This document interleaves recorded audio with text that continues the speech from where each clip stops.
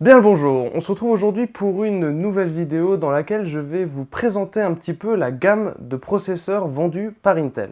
On ne s'intéressera pas ici aux Celeron et aux Pentium qui sont plutôt destinés à la bureautique et au multimédia. L'idée c'est que à la fin de cette vidéo, vous sachiez quel processeur est fait pour vous.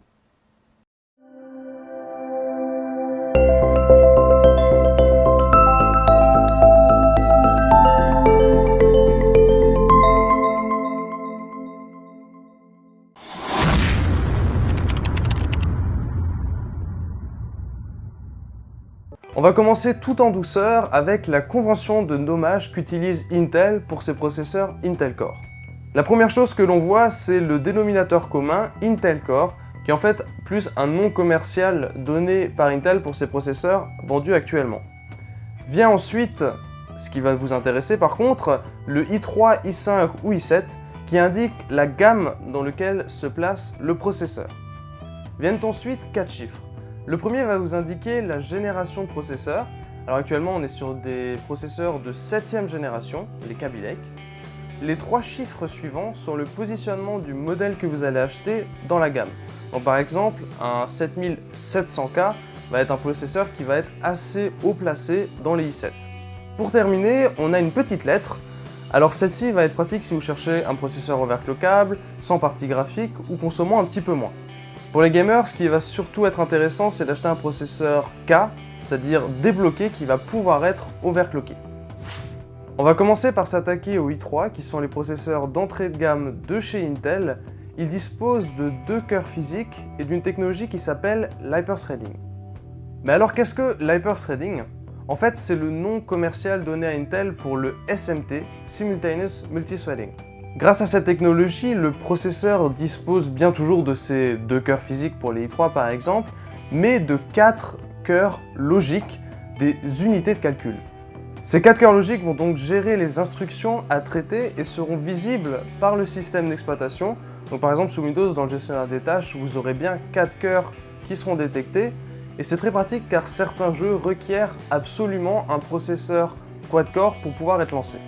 En gros, le résultat est que l'on optimise l'utilisation des cœurs physiques, ce qui permet en général dans les benchmarks d'avoir un gain de performance de 20 à 30%, ce qui est quand même non négligeable.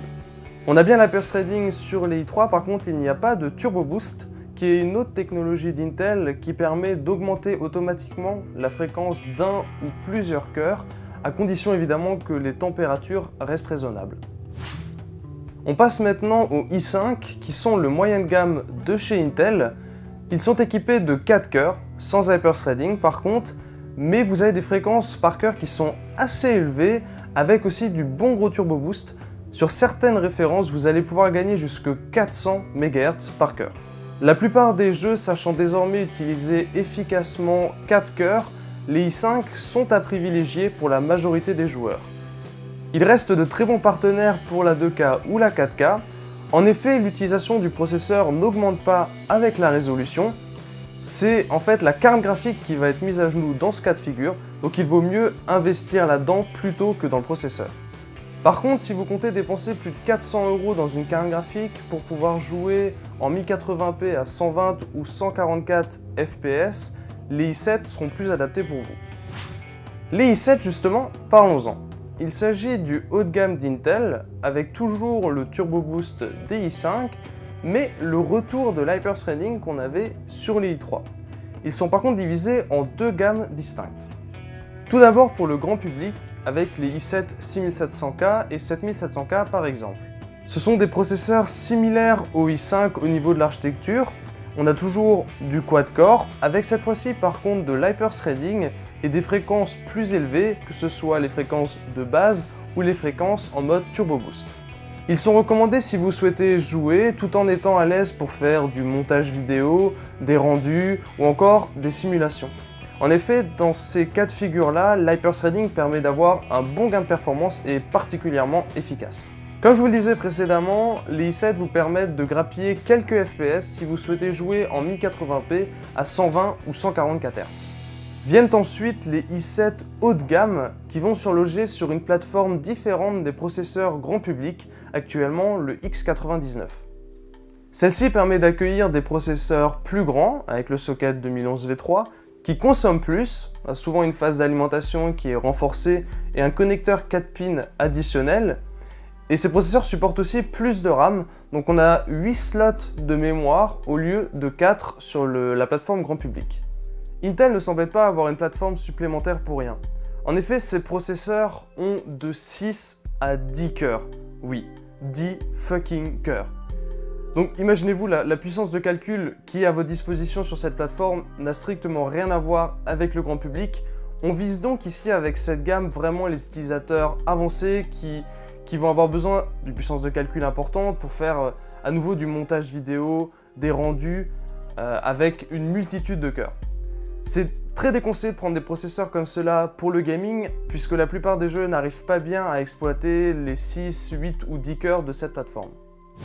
C'est encore tout frais, mais une nouvelle plateforme haut de gamme, le X299, successeur du X99, va bientôt arriver sur le marché avec au passage une nouvelle gamme de processeurs, les X-Series. X pour extrême évidemment. On y trouvera, pour une raison encore mystérieuse, des i5 et i7X, mais surtout des nouveaux dans la famille, les i9 poussant encore plus loin la démesure. On aura donc des processeurs jusque 18 cœurs, un petit peu comme sur les Xeon à la base réservés plutôt aux serveurs. C'est bien beau, mais le souci c'est que les 10 cœurs étaient déjà extrêmement chers, par exemple avec le 6950X, donc je n'ose même pas imaginer le prix qui... Effectivement, ça va être plutôt onéreux. Dans tous les cas, j'espère que vous aurez appris quelque chose avec cette vidéo et que la gamme d'Intel vous semble désormais un petit peu plus claire.